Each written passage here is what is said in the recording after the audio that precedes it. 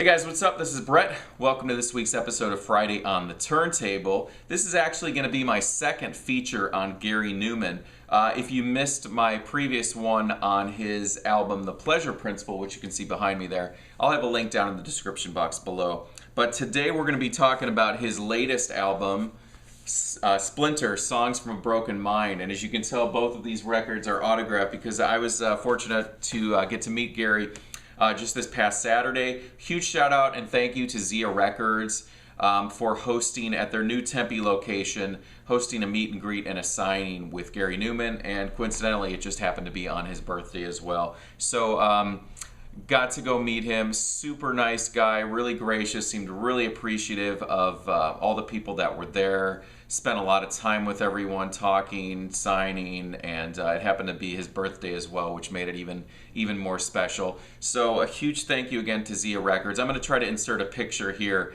so you can see me with Gary. And thanks to Mary from Zia Records for taking that photograph as well.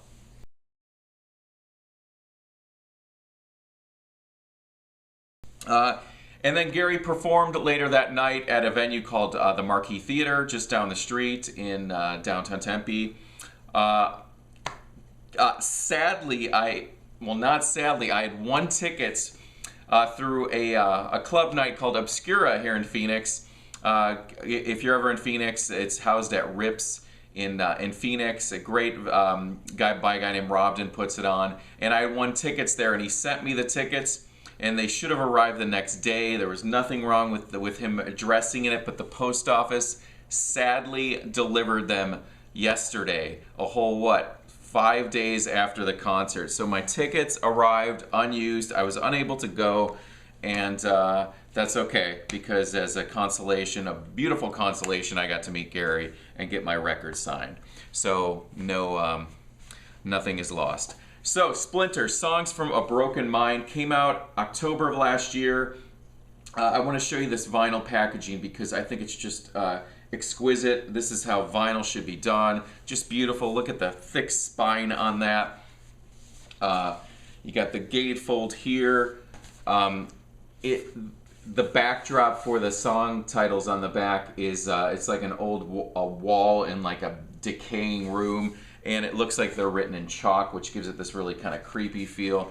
You got all the credits on the inside. Beautiful sepia-toned photography. I want to show you the inner sleeves on this as well.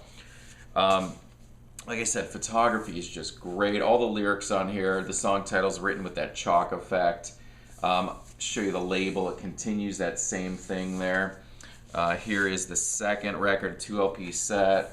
Once again, just stellar photography. Great overall packaging. The vinyl is flat, sounds great, and it also comes with a download card as well.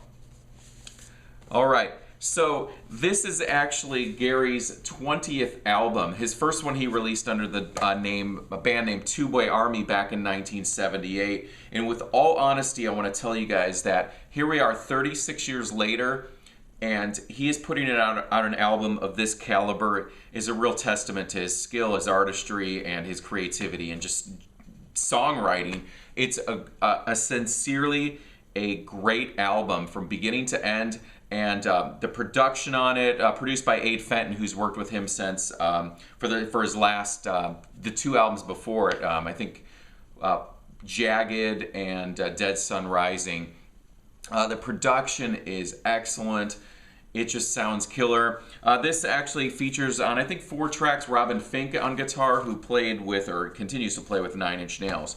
This album, the sound of it, it's somewhere, if you're familiar with Nine Inch Nails, it does have a little bit of a touchstone with that. Lots of just heavy drums, processed heavy guitars, kind of this bedrock behind it with just great, really unique sounding synth lines, great melodies, his cool backing vocals, and of course his unique vocals. Great melodies. Everything is catchy. Everything is memorable.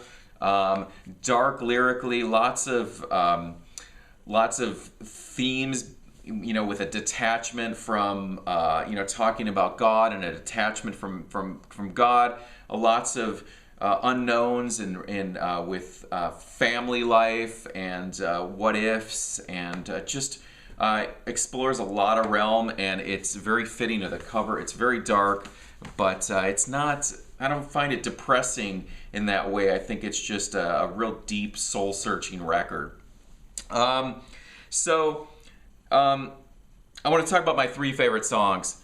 Number 1, and my absolute standout track on this one, and I'm going to go out there and just say I think it's one of his best songs that he's ever written, and that is the song Lost. It's a really delicate piece of music. You could call it a ballad, but it's very delicate, and I want to kind of quote the lyrics on this one because it's a what if.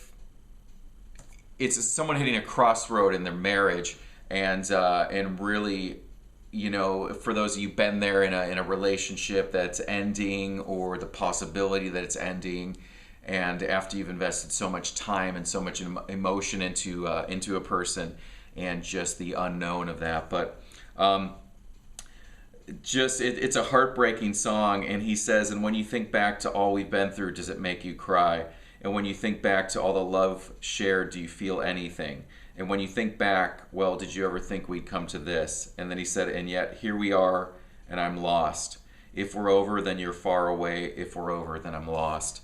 And just the way it fits with the music, the melody, the delicateness of the instrumentation, it's stellar. And like I said, it's honestly one of his best songs. Everything comes down to this 3rd track, and I should also mention this song opens with a trio of just greatness. Huge chorus, and everything comes down to this, just big.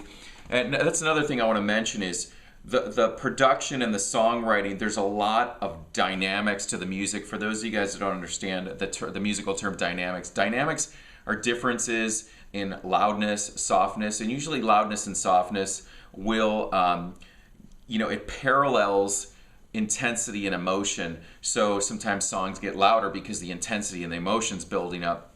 But there's also dynamic changes that the music just hits these sudden dropouts, and you're like, oh, did the song just end? But it's an intentional, like, 2-second dropout, and the music comes back in. So it's very start and stop, and it really keeps your interest going. And I think that's a really brilliant technique that they used on this one. My 3rd favorite track, Love, Hurt, Bleed, right after Lost. Just a really cool synth part on that, really memorable, great beat on that one, and a really cool groove as well. So yeah, those are my 3 favorite tracks there. Let me see if there's anything else I wanted to mention. So just a couple recommendations. For those of you guys new to Gary Numan, I would grab this while it's still available. Like I said, I showed you the record. It's just a beautiful set. It sounds great. The production, everything is really crystal clear. So grab that. If you want to check out Gary Numan's earliest stuff, highly recommend Pleasure Principle. Replica's another good one. Telecon. And then if you want to explore some of his later, darker work, recently, I know Exile's been reissued on vinyl. There's Pure also, Jagged, Dead Sun Rising. That whole little segment of his catalog in recent years is just stellar, and I can't recommend it enough. So I think I'm going to just close out right there. Gary Numan, Splinter, Songs from a Broken Mind, guys. Highly recommend it. Check out the link below. I'm going to have a link to my blog where you can grab it. So talk to you guys soon.